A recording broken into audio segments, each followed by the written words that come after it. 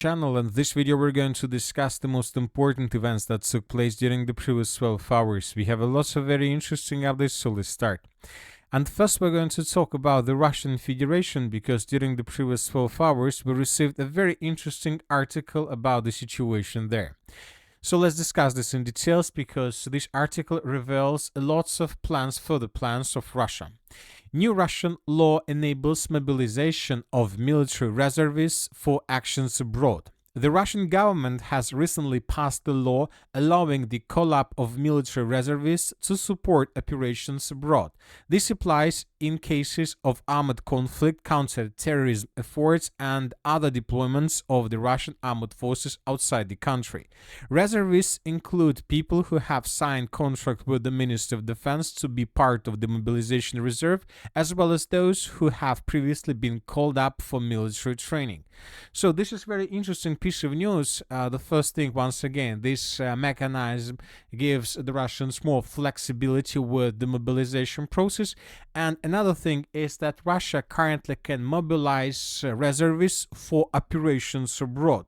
So what is so interesting in this situation? First of all, I would like to remind you that several days ago, more precisely on the 9th of October of 2025, we got a report, almost the same report, this time from Ukrainian side. So this is the article, if you remember, almost 5 days ago, we were talking that the parliament in Ukraine supported the president's decision to send units of the armed forces of Ukraine to other states. So as you can see, both the Russians and the Ukrainians almost at the same time adopted a law that allows them, both the Russians and the Ukrainians, to use their forces abroad.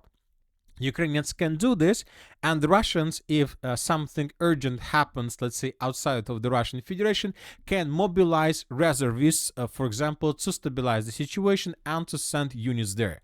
So what is so important? Another important thing about the situation is when we were talking about Ukraine, first of all, we were talking about the Transnistria. If you remember, we were talking about Transnistria during the parliament and presidential elections on the territory of Moldova, and we had lots of, let's say, speculations, lots of articles and reports that Ukraine and Moldova and Romania and NATO countries are planning to send troops on the territory of Transnistria with the purpose to restore the constitutional integrity of Moldova, which will allow Moldova to join NATO and to join the European Union. So it seems that now both the Russians and the Ukrainians are ready for this scenario.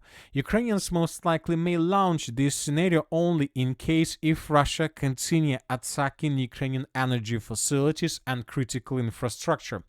For example, Zelensky stated that Ukraine has problems. After one or two attacks, it will be necessary to import electricity. We expect problems with electricity. We may need to import electricity after one or two Russian attacks, and we always use this opportunity during the winter, and this opportunity is open to us. Furthermore, I would like to tell you that during the previous night, the Russians attacked the city of Kharkiv, and during the previous night, lots of explosions were recorded. In this video, we can see exactly the place that was attacked by Russia. Some building was damaged and destroyed. Here we can see the moment when Russians attacked the energy facility around the city of Kharkiv, and right after this attack, the half of the city lost electricity and energy supply. So we see that the Russians not just continued attacks on the Ukraine energy facilities, the Russians will continue doing this in the future.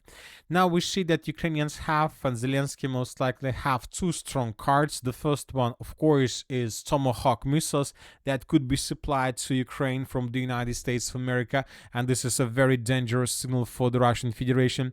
And the second thing is that Ukraine can attack Transnistria in coming days or even months, and then Russians would be forced to announce mobilization of their reservists. Maybe we're not talking about Transnistria, maybe we are talking about different, let's say, parts of the region where we can see Russian soldiers and Russia's interest, but when talking about the most, let's say, near places. Transnistria, of course, is a very important question for Russians. There are Russians, and of course, Russians will never allow anybody to do anything they want with this part of Moldova in this part of the world. So anyway, let's wait and see what is going to be next, but obviously the situation is getting very interesting. Now let's discuss the situation on the ground, and first let's talk about the Zaporozhye direction where the Russians continue their offensive operation. During the previous 12 hours, we haven't no changes on the ground were recorded. The only thing we have is several pro-Ukraine mappers adjusted their maps in Russian favor. According to them, the Russians secured the village of Ternova, and the Russians began advancing further in the northwestern direction towards the settlements of Sosnovka and Velika Mikhailovka. During the day, the Ukrainians were trying to counterattack Russians, to counterattack them in the area of the settlement by the name of Alexeyevka. Ukrainians used tank for these purposes, but the tank was discovered and then the tank was destroyed by Russian fire. So as we discussed, currently Ukraine doesn't have any possibilities to concentrate forces on the bottom to the south of the river of Volcha. Everything that enters this area will be destroyed by Russia immediately. A bit further in the northeastern direction, very heavy clashes are recorded around the settlement of Novopavlovka. Today, several pro-Russian resources reported that the Russians managed to concentrate a critical mass on the Ukrainian side of the river of Volcha on the territory of the settlement of Ivanopolia. And the sources are saying that the Russians began concentration of their units, and the Russians managed to take under complete control these forests between the settlements of Filia and Ivanopolia itself, so Ivanovka itself. So we see that the Russians are ready to begin another full-scale offensive operation, and this time towards the settlement of Novopavlovka. Furthermore, pro-Ukraine resources today published this video where we can see how Ukrainians were attacking Russian soldiers in fields to the east of the settlement of Novopavlovka. So based on this video, we came to conclusion that these fields were captured by Russia, and we see that the Russians are moving towards the settlement of Novopavlovka also from the east. So the battle for this territory is going to start, obviously not in a month. Obviously it will take up to 2 or 3 months for Russians to secure this territory, but this operation has already been begun, as you can see. Now let's move further and let's discuss the situation in the city of Pokrovsk, where Russians continue their major offensive operation. During the previous 12 hours, additional changes on the ground were recorded. The Russians finished the battle for the western part of the Pokrovsk agglomeration, and the territory between the settlement of Kotlina, Zverova, and the city of Pokrovsk itself was secured by Russians completely. So as you can see, we have marked this territory as a gray zone almost completely. There are no more pockets with yellow color, almost no pockets. There are just several streets and several dozens of buildings in the western part of the city of Pokrovsk under complete Ukraine control, but we believe that due to this situation, in coming days or even maybe in coming hours, the Ukrainians will quit this territory without any chances to save control over the western part of the city. Furthermore, according to information we have, the Russians continue their offensive operation to the east of the settlement of Mirnograd. Now the Russians are trying to finish the battle for Kazatskaya, for the settlement of Balagan, and to secure the settlement of Promin. And I would like to remind you that just yesterday, the Minister of Defense of the Russian Federation confirmed that this territory was completely captured by Russians, and today we got additional clarifications that were provided by different neutral mappers.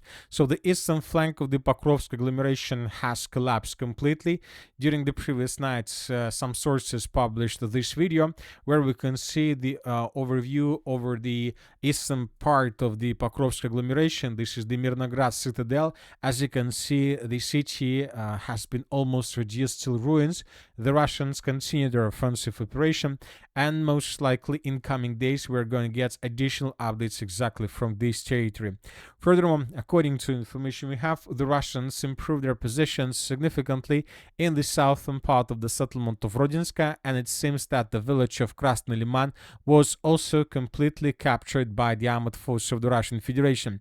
Based on the reports that were published by different mappers, we have adjusted the map. So this is the situation, As we can see, the Russians continue their offensive operation from three directions: from the western, from the eastern, and from the northern, trying to tighten the news around positions of the armed forces of Ukraine.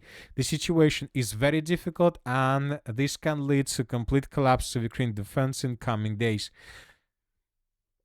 At the same time, we see that according to different sources, the Ukrainians are trying to counterattack in the area of breakthrough.